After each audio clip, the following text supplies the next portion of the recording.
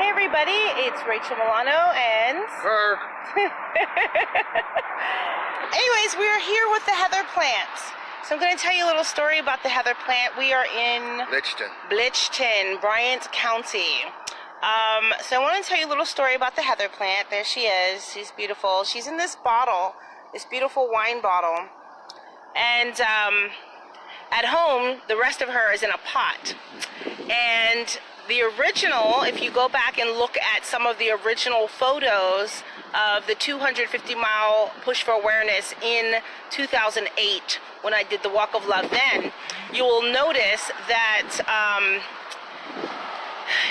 there's a little plant hanging on the right-hand side.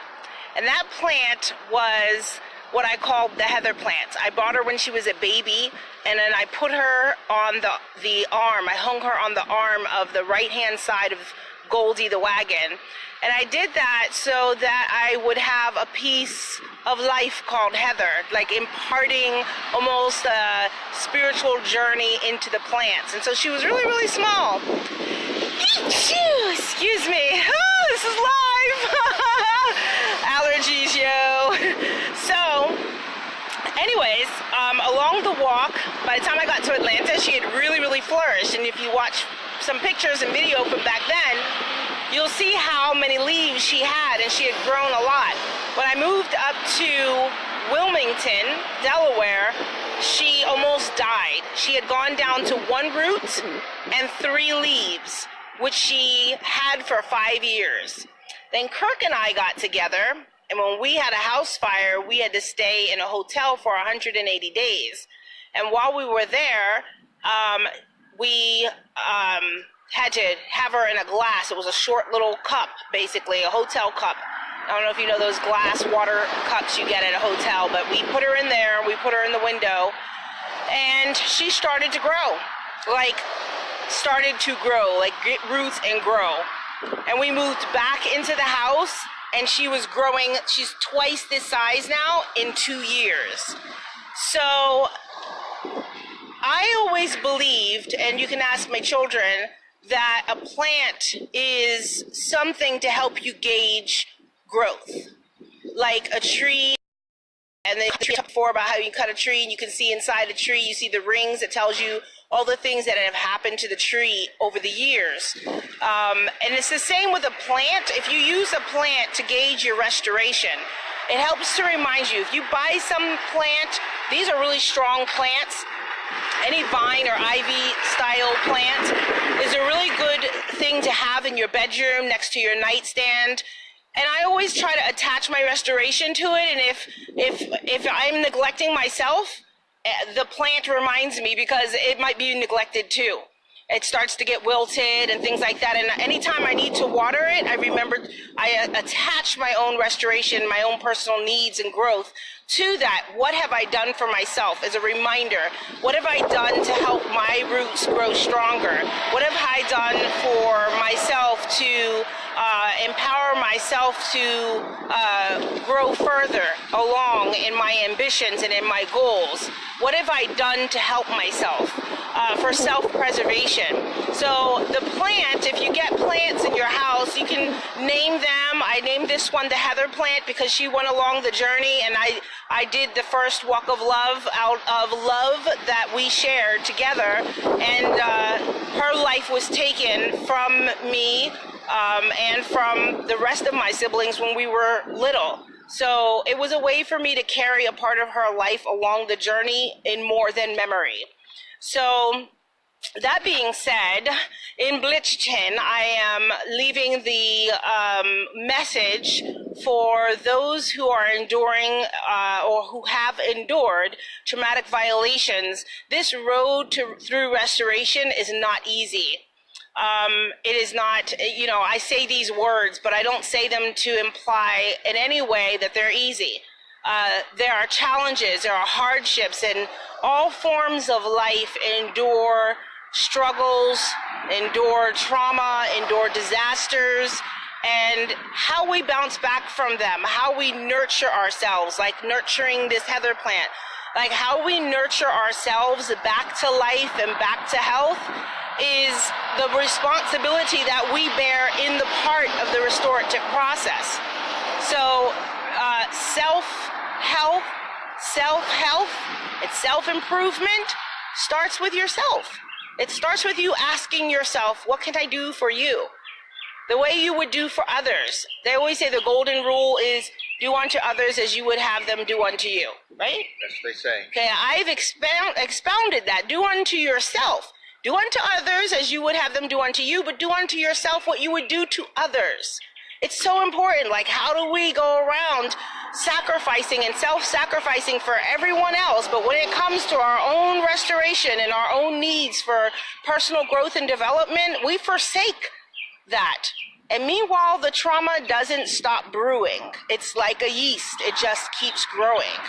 So it is for us to knead it into something worthy and something worthwhile.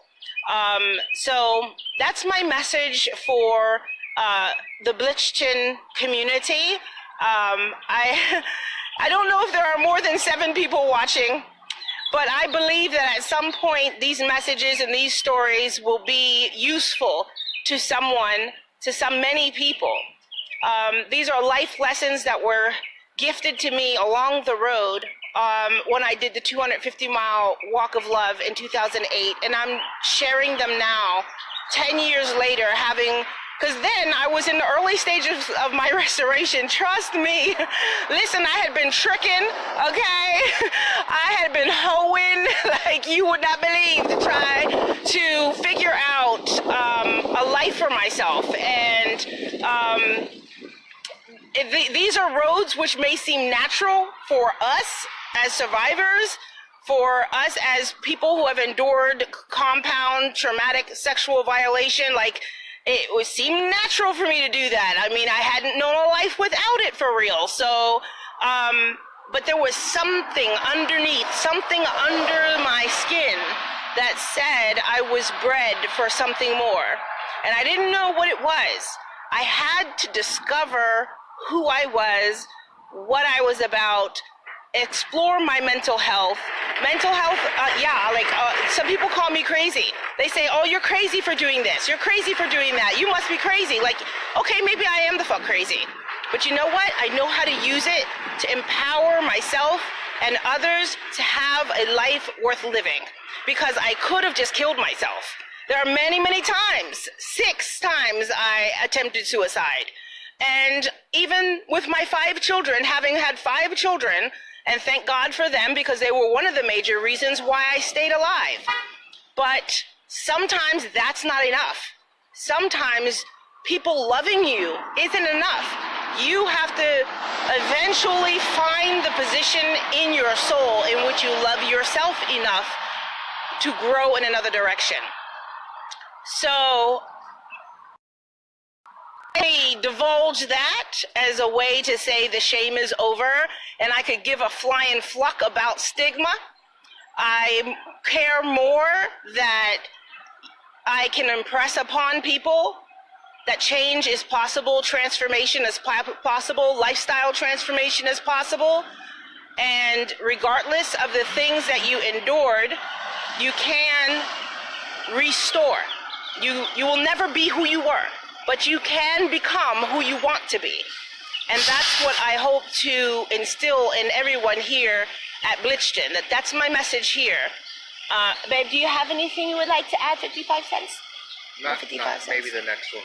At the next one. Babe says at the next one. So the heather plant, let she be an inspiration to you, right? I've taken her along the second journey. The other half of her is at home. So this is her new roots. See? And so my second version of this is to reroot, to start new roots, right? Because when I started, I was a struggling survivor, and now I'm a thriving survivor. It took me 10 years of hard, deliberate work on myself. And yes, I surely flucked up a bunch of times, and you surely will. But it's the distance between the fluck-ups, or the difference between the flocks.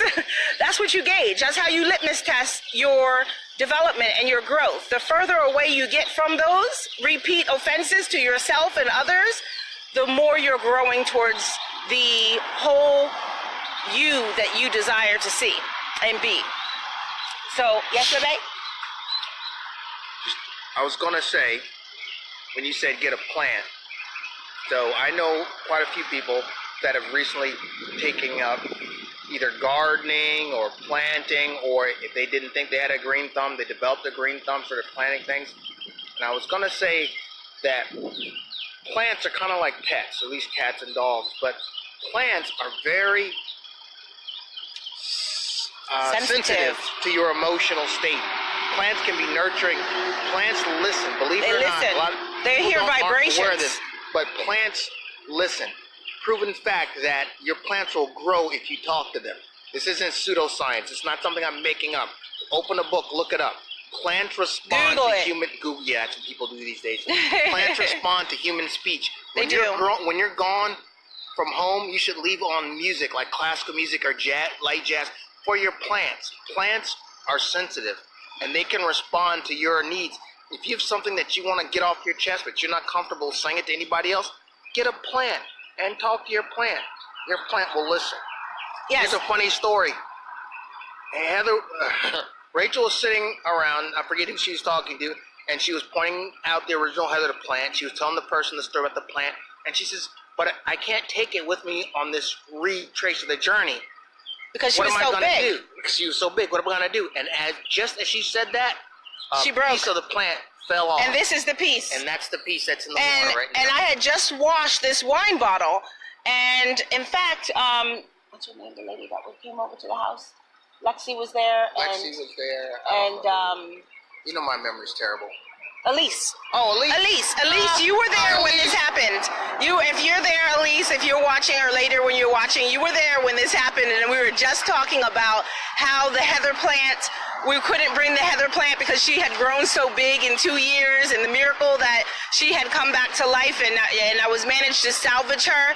And when she broke, I was like, oh my gosh.